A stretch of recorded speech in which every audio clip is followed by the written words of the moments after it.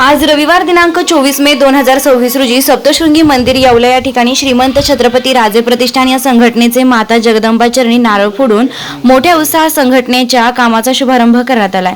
यावेळी प्रामुख्यानं भाजपाचे माजी नगरसेवक तसेच प्रदेश सदस्य प्रमोद भाऊ सस्कर, संघटनेचे शहर अध्यक्ष डॉक्टर महेश भाऊ जोशी, मुकुंद साठे, पैलवान ग्रुपचे उत्तर महाराष्ट्र अध्यक्ष आकाश मथुरे, प्रशांत बटवल, गणेश आव्हाड, गणेश ठाकूर, आकाश साठे, सुरेश मथुरे, विशाल शेलार, गोविंद साठे, तुषार खेरनार, निलेश लाहुंडे, महिला अध्यक्ष प्रियाताई वर्षे, वैशालीताई कवडे आदी मान्यवर कार्यकर्ते उपस्थित होते। यावेळेस पप्पू भाऊ सस्कर यांनी प्रास्ताविक केला आणि म्हणाले की संघटना म्हणजे फक्त नावानेच नाही तर यामध्ये छत्रपतींचे 13वे वंशज उदयनराजे भोसले यांची संघटना असल्या कारणानं ओरिजिनल छत्रपतींची संघटना आहे असं नमूद केलं।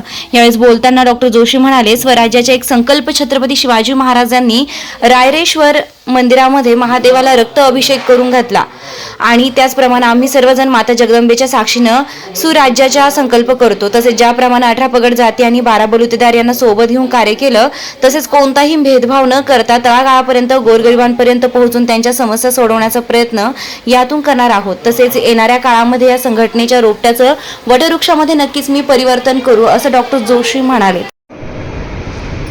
आज श्रीमंत छत्रपती राजे प्रतिष्ठानचे आई जगदंबेच्या साक्षीने सप्तशृंगी मातेला नारळ फोडून संघटनेचे उद्घाटन झालं।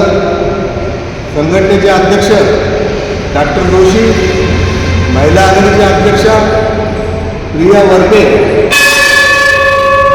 यांनी आज मीटिंग करून सुरुवात केली। त्यांना मी माझ्या भारतीय जनता पार्टीतर्फे, स्वतंत्र परिवारातर्फे खूप खूप शुभेच्छा देतो। धन्यवाद।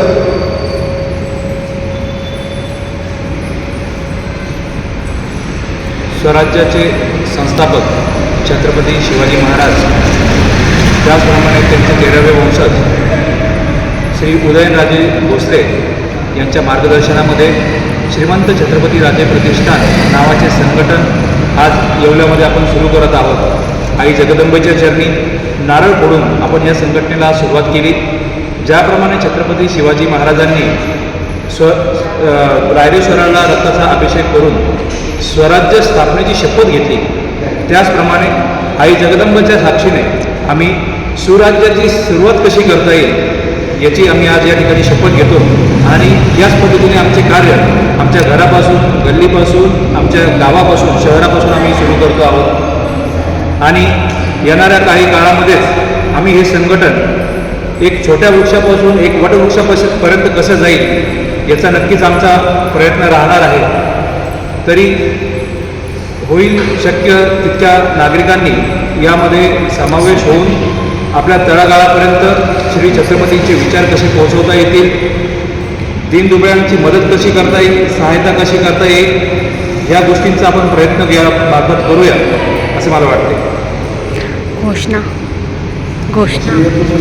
घोषणा द्या ना।